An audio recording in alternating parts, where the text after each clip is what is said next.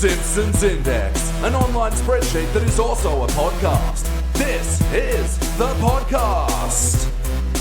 Coming to you from SideQuest Studios, this is a teaser podcast to hopefully encourage you to check out our Patreon page. Hey look, I know we crap on about it a lot. It's patreon.com this and /SideQuest Studios that. But hey, we are doing a lot of cool podcasts over there. And if you like Simpsons content, which I imagine you do if you're listening to The Simpsons Index, I'm just saying, you're going to love those podcasts. How it works is if you make a small donation, then every single week, without fail, we will give you a brand new podcast that is at least loosely about The Simpsons. Except once a month, we just talk about stuff we like in a show called So Do You Like Stuff, but even then, the title is a Simpsons reference. But anyway, today, I am unlocking one of our exclusive Patreon podcasts to the free feed to give you a little teaser taste. And in this podcast, I'm telling BT about the wild story of the time that people built a life-size replica of The Simpsons house to be given away in this competition. What became of the winner, or what didn't become the winner? But look, anyway, listen on. It is a fascinating story. And it is a small chunk of the many weird offshoot stories of Simpsons history we get into over there, and we're at over 200 podcasts now. And hey, if I can't entice you with all that podcasty goodness, then would you be into the idea of throwing us a little bit of support to help us offset the ongoing costs that come with maintaining SideQuest Studios, which produces multiple free podcasts? Whatever your motives, your support would be so greatly appreciated. And it comes with a lot of perks. More than I'm going to list right here, right now, because a list of perks isn't fun to listen to, but our podcasts are. So let's crack into it. This is a taste of what you can expect at patreon.com/SideQuest Studios. This is me telling BT about the real-life Simpsons house. Let's move on to what will be the bulk of today's podcast in my deep dive of the Simpsons house. I've been long threatening this. I've been curious. Let's fucking do it. And I've been stopping BT from doing his own independent research, so I could bring my findings to him. Yeah, it's not hard to stop me from doing my own independent research. I'm not like one of those, political thrillers where they keep digging. No. My red string runs out very quickly. You don't know who you're messing with, man. Just stop looking. Okay. Okay. I know who I'm messing with. That's why I'm leaving. Bye. The Simpsons house. So most of my research will be coming from an article from Mental Floss. And Chris Tarr, thank you because you shared this with me after we talked about the Simpsons house on the DVD and Dextras when we did. So anyway, the Mental Floss article is by Jake Rosen, I'm not sure, published 26th of July 2018, titled Home Sweet Homer, The Strange Saga of the Real-Life Simpsons House in Nevada. Snappy title. Yeah, I mean, succinct. Does it ever explain why Nevada?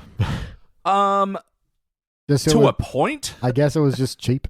Yeah, so I did cross-reference a couple of other things, mostly from the Wikipedia entry for this, so all relevant links will be included in the show notes as well. But yeah, majority of my findings today will be based on this article. So BT, if you can pull up Google Maps, and you at home can do this as well, if you type in 712 Red Bark Lane, Henderson, Nevada, I don't feel like I'm doxing these people because Simpsons home. Is just blurred. But there are plenty of pictures of it available on Google Maps as well, which is odd. I just clicked on it, and you can see the old one where it says Simpsons House. You can see when they repainted it, and then it's just a blur. Yeah. It's a hell of a remodel. All right, what if I go down a step? Can I look back at it? Is it still blurred? It's still blurred, yeah. Yeah, interesting. So I was wondering, do they have a habit of blurring celebrity houses in general? Well, that's a curious thing to me, because it's you're kind of highlighting that it's a point of interest. Yeah, surely, it's either anyone can register to have their house blurred. Maybe you can. I've never thought about it. Yeah. But yeah, it's surely that, this is pointing it out. This is a point of interest. Look at this. Don't look at this thing. Yeah. There's nothing to see here, wink. But yeah, so solve your curiosity on Google Maps by going to the IRL place. It's well, I've got to see what this blurred image is. I live in Henderson, Nevada. I'm going to go have a drive and look at it and maybe throw eggs at it, because that's the kind of guy I am. Yeah.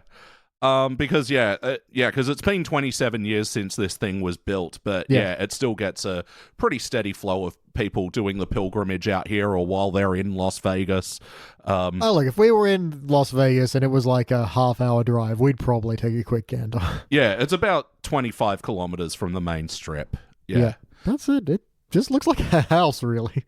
Yeah, that's it. It's not until you look closely at it that you do, Yeah, like the arched doorway with a very signature door knocker. Yeah, and the bay windows are a bit odd. And yeah and another thing I'll explain later, none of the other houses in this area have chimneys, and that's a very purposeful chimney, that one. Like, yeah. I don't know, obviously, it's Nevada. It's pretty freaking warm. Yeah. But yeah, you look at the surrounding houses as well, and it's pretty typical suburban, like 3 to 4 bedroom home, sort of like family orientated neighborhood, you reckon? Yeah, slightly different design, but I don't think I would look at it twice if driving by, unless I noticed the chimney and was like, wait, what the hell? Yeah, exactly. Again, if you don't look closely, it blends in. But so let's get into the story of this thing. So in 1997, the idea was first conceived in a low point for the Simpsons merch. Simpsons had aired 8 seasons so far, and they were on the dawn of airing their 9th in the fall of 97. And everyone who had a Bart Simpson doll already bought one. Yeah, well, I mean, I think there was a big merch push in the early seasons that sort of, for better, did cool off when the show was in its best years. Yeah, it was just such an explosion to begin with, and they were like, gotta capitalize on this. This is going to be over soon. Yeah. Which, okay, fine. But, the people at Fox weren't happy with this. And the people making Simpsons merch for them, their business had dropped by about 75% at its peak. Damn, that is a significant percent. Yeah, so they were all like, we want money. And, on the dawn of the 9th season, they had a renewed push to get some more and different merch out there. Yep. So, including making the album songs. Fuck, I keep doing that. God damn you, nickibis, and your podcast that has ruined me being able to say the title of the album songs in the key of Springfield. And subscribe. But also, they were doing new VHS compilations at this time, and the CD-ROM game Virtual Springfield, where they first had basically architecture drawn out properly of the Simpsons home for like essentially the first time. They're like, hey, wait a second, architecture, that's what's used to make them houses. That is. Yeah, so in my research, there was sort of conflicting reports. The ones that came out back in the day said that this is what inspired the idea to build the Simpsons house, whereas the article from Mental Floss pretty firmly suggests that it was the architects who were responsible for building it. It was one of their marketing, but we'll get into that. Yeah. But yeah, Virtual Springfield. So yeah, we talked about this a little while ago. Had you played this game? I still haven't actually played it. Nope. But it's essentially less a game and more of like a 3D first-person interactive map of Springfield. You can wander around and click on things, and characters will probably say things from the show. I'm guessing, but I'm pretty sure I'm right. Yeah, no, essentially that from my understanding. I've watched a couple of short YouTube clips. You can go to the Quickie Mart, and up it will say, thank you, come again. Yeah. But so the Mental Floss article says that the idea to build the Simpsons home came from a guy called Jeff Charney, who worked in marketing at the architecture firm Kaufman and Broad. Jeff was looking for a way to promote both the architecture firm and a new housing development that was going on in Henderson, Nevada. So when the Simpsons house was built, all those other surrounding houses were being built at the same time. Also, I believe it's pronounced Nevada. Henderson. Nevadans, let us know how we pronounce Henderson. So just claims that, like a lot of ideas, this one came to him in the shower. I thought you were going to say in a dream. What if Simpson House was real? And he's like, well, I'm just washing my giblets, and oh my gosh, what if Simpson's house? But you said one of the Pulp Furies came to you in the shower. I mean, a lot of them did. Oh, okay. Wash them giblets, people. Get some ideas. So anyway, he pitched the idea to the higher-ups at Kaufman and Broad, who were very receptive to the idea, and they then took it to Fox, who gave them the green light. K&B, Kaufman and Broad, I'm just going to call them that because I can't be put on. Anyway, K&B were stoked about it because it would mean a lot of exposure for the business, tying themselves up with Fox. It'll be on like news reports and, funny, that kind of... Yeah, and I'll get into it more later, but it was also tied in with a Pepsi sponsorship. So, this is just, taking a Who's That firm and tying them in with two of the most fucking recognizable things in America. And this podcast is brought to you by Pepsi Max. Oh my god, yes, we aren't sponsored, we're just fans. We're shills still. Pepsi, give us money. We'll sell out for you guys. Wow, maximum taste, no sugar. So reportedly, the team spent a weekend binging 56 episodes of The Simpsons to nail down as many details as possible. They then hit up the arts and animation department for storyboards and any design bibles that they had for the I was going to show. say, surely they'd be faster to be like, hey, you guys make this show, surely you have a design bible. Well, because there are a few inconsistencies Yeah. from episode to episode, so it becomes a thing of like, well, what do you prioritize? Like, there were things like they didn't bother painting the fridge because there were like six different colors that the fridge had been over the years. Yeah, fair. But yeah, it was just, it was one thing to have the design bibles, but they were also like building props and stuff for the show for extra details. So yeah.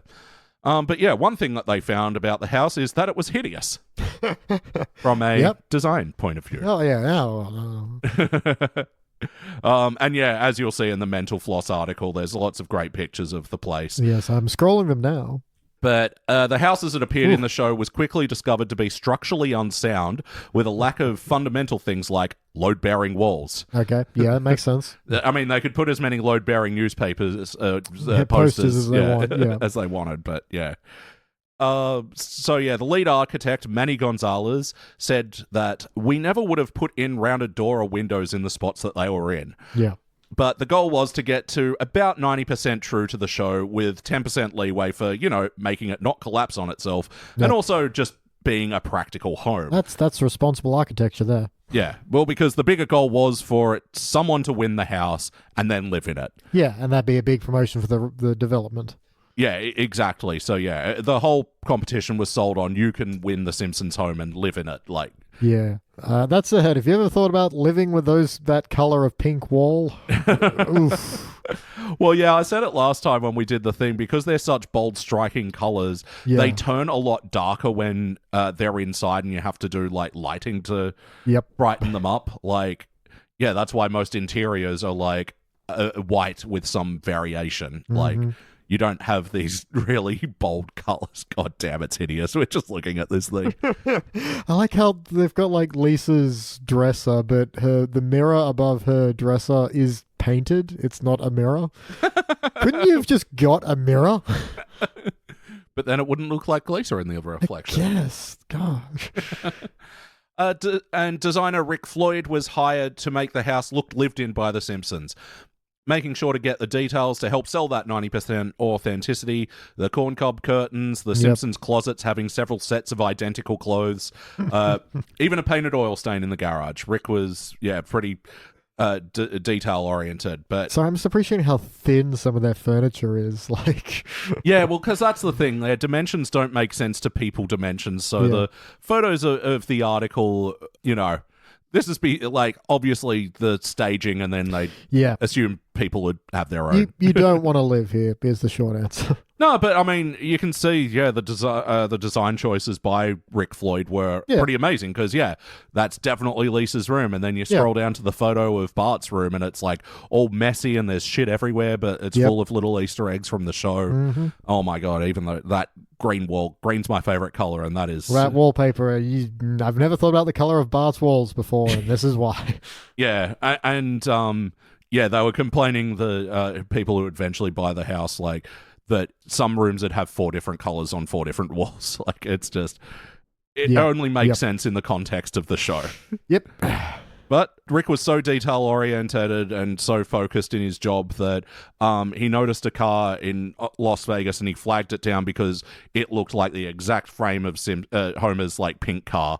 Wow. And he gave the owner $700, and they were like surprised and confused, and then painted it pink to match the show, and it was part of the props for the whole thing. All right, wow. Yeah. I don't know if he there's no pictures of that, but I don't know, maybe he took a hammer to the headlights to get that little crumpled... crumpled dent look. I'm just thinking he's like, here's $700 for your car. It's worth $5,000. Here's $700. Okay. Well, please leave me alone. Yeah, which seems cheap for a car, but if it's the Simpsons car, then money. That's true. And it's also, what was probably already a very old car. Yeah. So as the house was nearing completion in August of 1997, just after 4 months of work, excited K&B employees would sometimes drop by for a look. And then K&B secretary Danielle was quoted as saying, "I drove by it when I was pregnant with the twins. Honestly, I declined to go in because I wasn't a fan of the show and it was too hot." So some employees weren't that excited to go check it out. Fair. But by this point, tours were being arranged for locals, tourists, and the Simpsons staff and K&B staff. Groening even came out for an appearance and spray painted some Bart graffiti on the garage and signed his name on the front path cement. So Yes. even a giant real-life house has a Matt Groening signature in the lower right-hand corner. Everything's got MG. Yep. Yeah. But, I mean, yeah, that's a good little detail to have... Yeah, some of his original art as part of the graffiti on it. Yeah. But the wait times to visit the home had ballooned to more than 2 hours, and visitors were required to wear surgical booties to avoid tracking in dirt. Pretty common for checking out houses these days anyway. Yeah, fair enough. But of course, although minimal, there were a few attempts by people to steal stuff, so they had to glue down a lot of the props. Oh, God, this is all Well, glued. especially if you go into Bart's room, I reckon. Yeah. Maybe they won't notice this. This is just missing. Yoink. Yoink. And Fox kept the home tours going for that fall in partnership with Pepsi, who we mentioned before, to promote the sweepstakes being advertised on the Pepsi products. So apparently you'd get, I don't know what they are. I tried looking up like what these things actually were physical properties, but everything says you'd get game pieces which were numbered, and if your game piece number matched the one on the broadcast during the season 9 premiere episode, winner, chicken dinner in the Simpsons kitchen. Uh-huh. But I also had a bunch of runner-up prizes, so I think this is one where you like snipped out the barcode and mailed it away. But yeah, runner-up prizes, including a year's supply of the soda slice, mandarin orange flavor. Oh, of course. Bart Simpson skateboards, and the virtual Simpson CD-ROM game. Yes, of course. CD-ROMs being brand new at the time. Yes, at the height of technology. Whoa, I can walk in the Simpsons home. So the day comes. Season 9, Episode 1, The City of New York versus Homer Simpson. Classic. An episode which would 2 years later get shelved for a little bit. Yep. No, fair. That was only 2 years. Good Lord. Yeah, that's it. So yeah, in 2001, after something happened on a cold September You day. know what. A bunch of stuff was put on banned media lists, and including Rage Against the Machine and The Simpsons. I do like we'll go through the list. There's like this song by this person, this song, this one, all of Rage Against the Machine. Yep. It's like, that's got to be a nice badge of honor. But yeah, up there with Louis Armstrong's It's a Wonderful World and fucking Imagine by John Lennon. Some of them are like, some you get, Chop Suey by System of a Down. Like, okay, Self-Righteous Suicide in the chorus. I get it. But yeah, sometimes you're like, I don't see the connection here, guys, but okay. Oh, I've actually just thought of a So Do You Like stuff that I haven't put on my list that I might do in the... Anyway, we're recording that after this, Anyway, so the day comes, Homer Simpson City, New York airs, and the contest advert appears, announcing the winner, game number 9786065. And then... No one calls. No one came forward to claim the prize. Everything that everybody had worked on, all the hype and the promotion from Pepsi to K&B to fucking The Simpsons and Fox. Wop wop. But it's also got to be like, surely that just happens. Sometimes there is one ticket that wins, and if someone doesn't care about the prize or doesn't know what's going on or just throws the can out, surely that happens a lot. Well, that's why I was trying to look up what the physical properties of these game pieces or the barcodes or like how you entered the competition, because their backup plan was to choose from the raffle entrants for the runner-up prizes. Yep. And it was like, well, why wasn't that the plan in the first... I get that it's like part of the show, it's live, it feels there's an energy behind it, but I don't know, that feels like the more likely consequence to me. Yeah.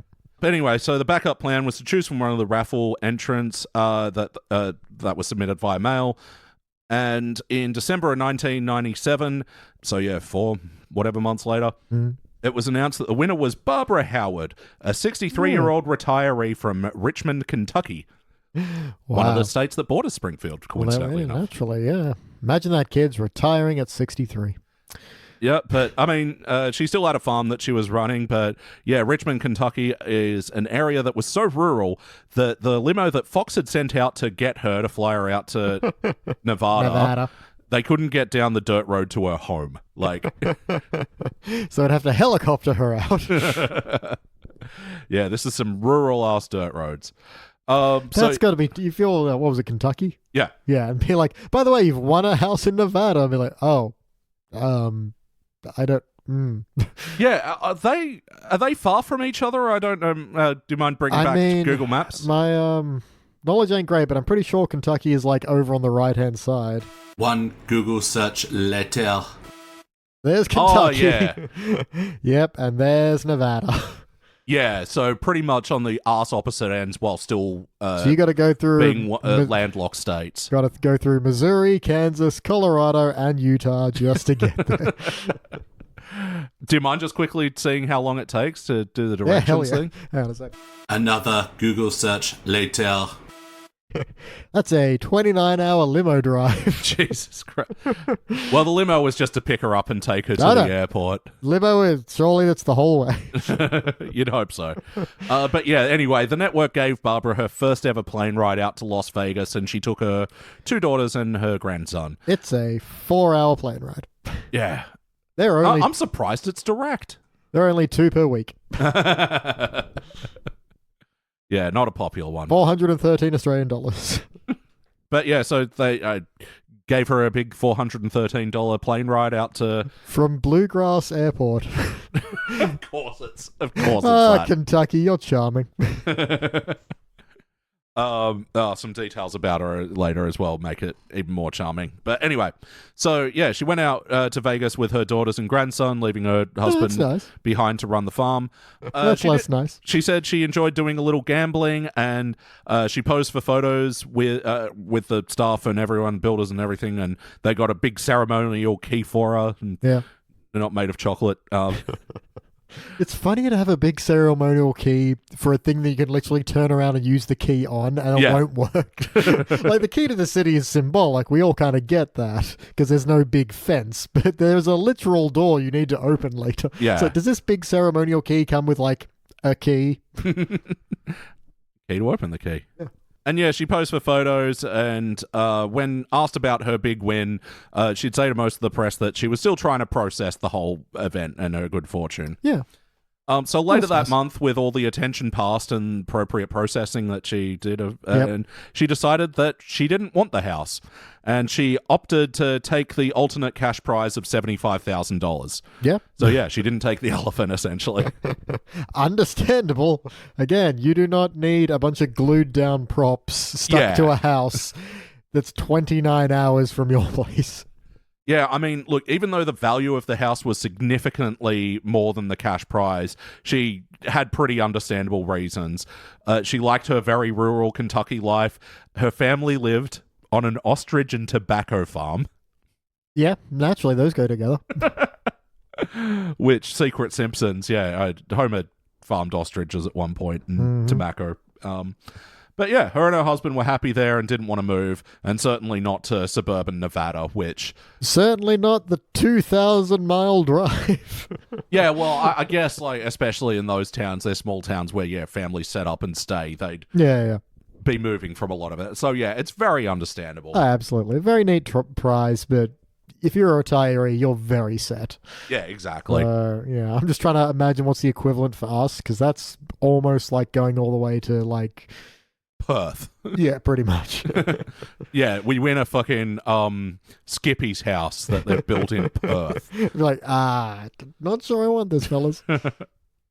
Like, I mean, albeit Vegas is a much bigger city than, Perth, but, like, still, it's, rural Nevada. It's funny with Vegas how quickly it turns into desert outside of the Strip. Yep. But also the idea of keeping it and turning it into a business for tourism was actually now out of the question, because while all this was happening... now there's a neighborhood around it. Exactly. Behind the scenes, the Homeowners Association was not happy about any of this.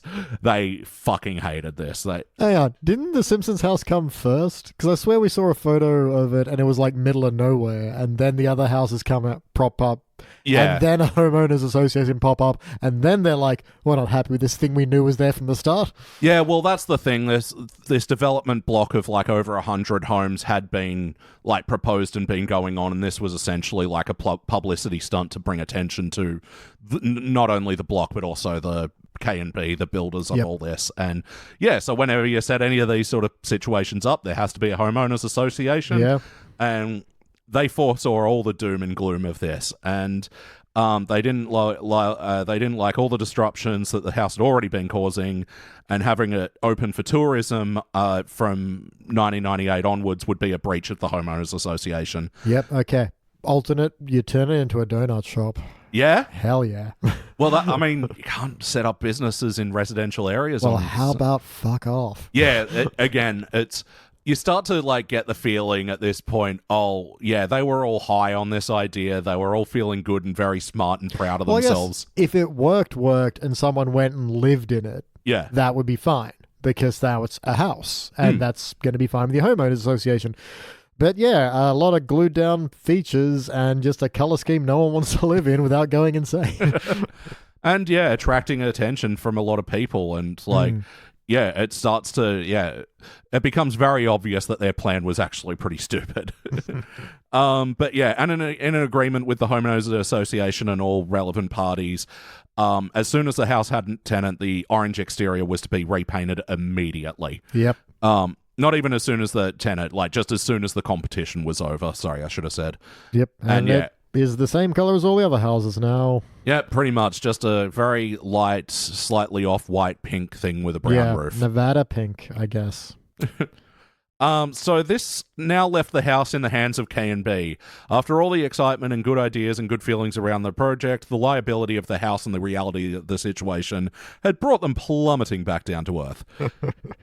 K&B had sold over 100 homes in the development where the Simpsons home resided. Originally named the Springfield Spring Valley Ranch, they dropped the Springfield part from the name, and so it was just the Spring Valley Ranch. Yep. Which... just Springfield Valley Ranch. Like, why do they have two springs? I don't know, but they put the spring in Spring Valley Ranch. But yeah, they couldn't convince anyone to buy it. Like, it was one thing they were like, oh yeah, and they will do a competition, the excited winner. Oh, no one actually wants this thing. Yeah, anyone, because I'm assuming the inside is probably still the same at this point, at least, because I know they had to change the outside immediately. But then surely maybe they did. We'll give them benefit and say you change the inside. But if the layout isn't like a house and it feels weird and janky, it's going to be a much harder sell. And that chimney ain't doing shit. Yeah, well, I'll get to that. So yeah, as it turned out, that was apparent that no one wanted to buy and live in this thing. Matt Groening did float the idea of blowing it up on live TV and trying to incorporate it into an episode. Again, fun, but homeowners association, you are not going to have explosions. But yeah, by that point, houses had gone up around in the area. You're not going to blow it up. Not in a way that's fun to watch. Yeah, not in a television way. So yeah, as it sat vacant, K&B hired 24-hour security, further increasing the size of this fucking money pit that this house was causing. And by the second year, so yeah, we're in like 99, the house sat there, the guards' attention started to wane and people were successfully breaking in and stealing several props and parts from the show, leaving little evidence other than the glue traces. If they're one, they're secured. Yep. Yep. K&B weighed their options. They could tear it down or retrofit it to conform to the neighborhood. That just proved my point. The interior was still the same. Yep. That hideous. No wonder they weren't selling it. You think you'd remodel and be like, get all the crap out and make it just a house. Well, that's the thing. But like at this stage, they'd already sunk so much money into it that, just retrofitting it as well was... Yeah, you sold 100 houses. How do you not have capital from that? You're bad at business, K&B. Yeah, I think it's just by that point they're like throwing good money after bad or something like that. But yeah, they felt like the most cost-effective option was to sell as is, accepting that it would be likely far less than market value. So remember Danielle, who shrugged off touring the house before because she was too pregnant and hot? Well, I do remember that. She was browsing through K&B's inventory one day and saw that the Simpsons house was a part of it. And she didn't actually make the connection then to the cartoon house that she'd snobbed a couple of years earlier. It's like Simpsons house for a promotion. I don't remember this. Well, yeah, she wasn't a fan of the show and it had been since repainted. All she saw was a quirky-looking cheap house. Yep. And she had two young boys who were growing up and she needed a bigger home and the price was right. Yeah, so probably dirt cheap. Yeah, but the catch was house as is. So Danielle and her husband bought the house and they moved their two twin boys in 2001, the first occupants of the Simpsons home around 4 years after it had been built. Right. And did they go insane from the color scheme? Or that's a lot of remodel. I mean, I'd do it. But, Remodeling almost immediately. I mean, that's what you'd think buying a house like that. It's like, well, we've saved on the house. Otherwise, we can throw money into the remodel. Yeah, exactly. And, in today's economy... House that's a nightmare, fueled, colored, everything glued down, some parts of it missing, only the puddles left. Yeah. Sure. It's a house, holy shit. Yeah, that kind of deal it comes around once every 38 seasons. So while the outside was repainted, the inside remained a vomit-inducing rich color palette that Danielle says was like being in a Crayola box. Yeah, God, that would seriously mess with your brain a little bit. Yeah, so almost immediately after moving in, Danielle repainted the walls and repaired chunks of drywall missing from people prying shit off the walls. Just so funny to think people stealing like the Simpsons family photos. Well, just like, I stole part of their drywall. Yeah. Or maybe they were recreating Rat Boy. Yeah, I was about to say. Remember when Bart got in there? Bart gets in the crawl space and Marge hits remember that classic moment? I did that. Yeah. Stole a bit of the drywall. And so the floors were another curious thing because they'd only been painted to sort of match the Simpsons aesthetic.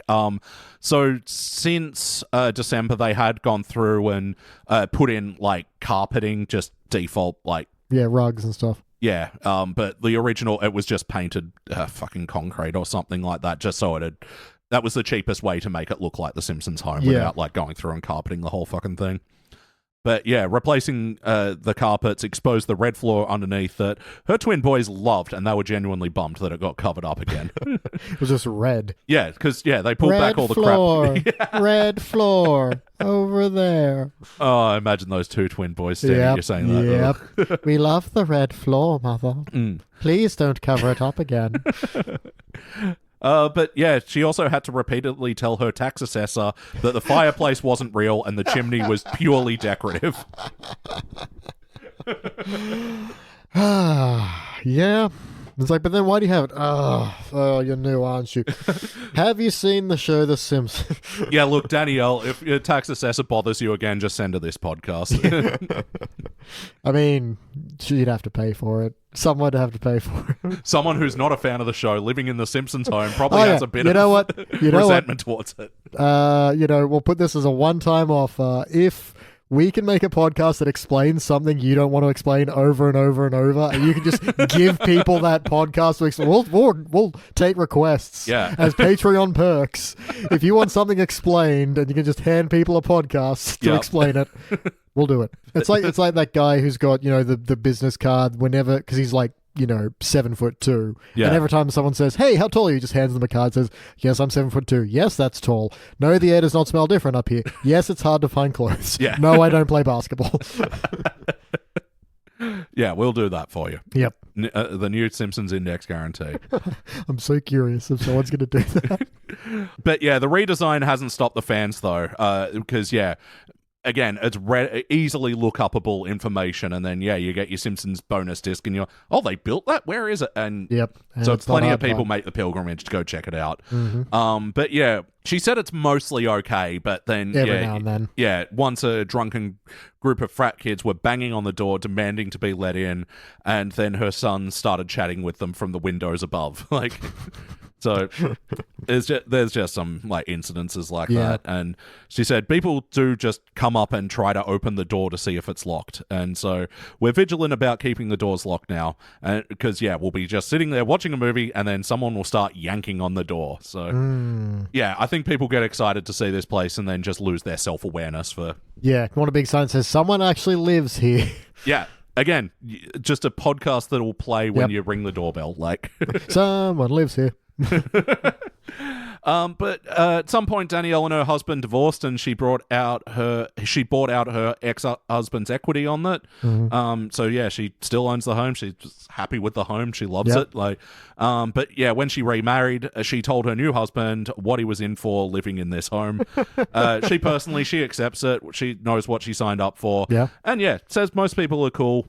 She's feeling even safer now with Ring cameras installed. That people are not like going around the back and creeping in and trying to peer in the windows and shit much.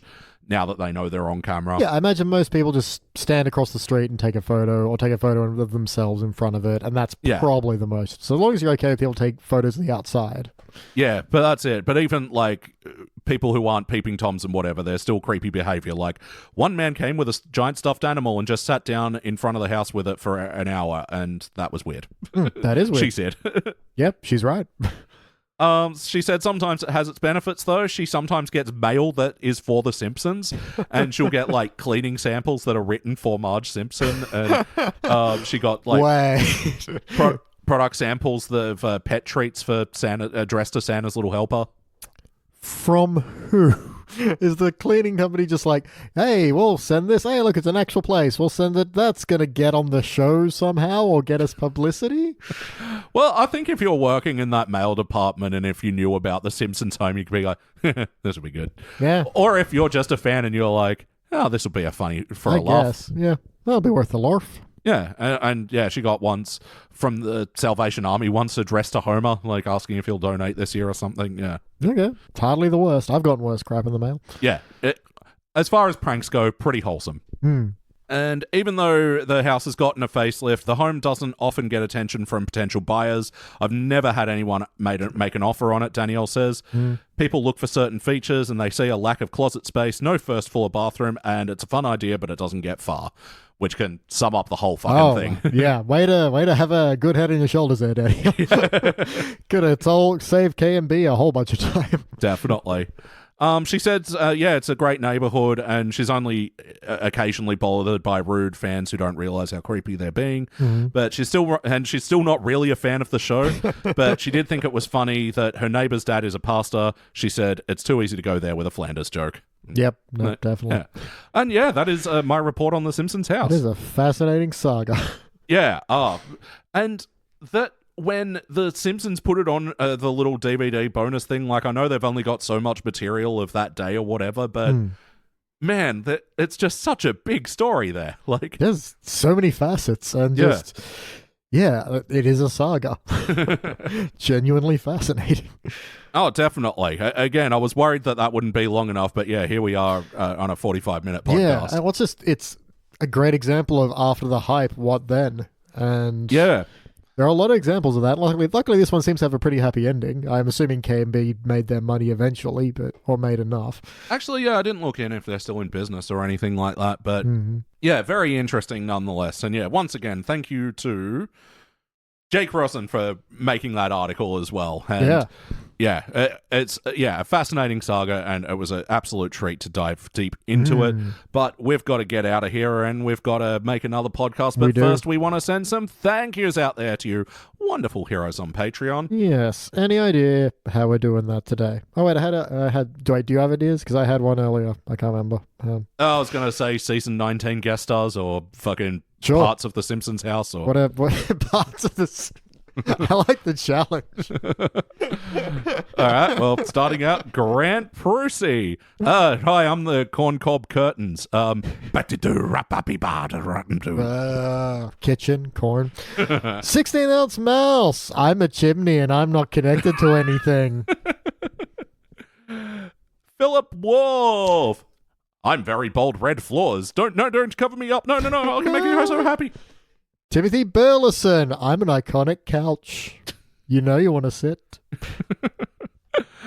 Stephanie. I'm Bart's gross bed. And there's squishy marks all over it. And I swear they're squishy. Chris Tarr. I'm a lack of closet space. Also, thank you. I've been forgetting to say thank you. Oh, yeah. AlmightyK. AlmightyK.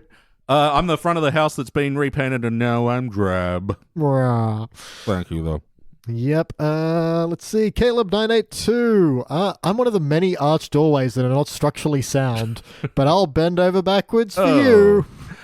Anthony M. Sail away, sailboat painting. Sailor paint. Thank you. Nickibis. We already plugged your podcast, so that's your thank you, and also this thank you. Teresa. I thank you very cupboard. DJ White, David James Young. I'm a fridge that's been so many different colors, you don't even know what they are. I thought it was orange. Paul Sold. Yeah, we'll find you in the kitchen. And Paul Goodman, we'll find you in the bedroom. All right, thank you, patrons. Thank you. We're saying goodbye now, but You know how it goes. Yeah. Bye. Bye. That's all the house on the... Oh yeah, I've been Elliot Jonah, that's been BT Calloway. That's all the houses in Nevada. Thank you one more time for checking out this special podcast today. Hope you enjoyed it. And one last reminder, if you want to hear more podcasts like this and also throw us a bit of support, please check out patreon.com/sidequeststudios. Links are in the show notes. Also check out thesimpsonsindex.com. Yeah, on behalf of BT Calloway, I'm Elliot J. O'Neill. Okay, thank you, love you, bye.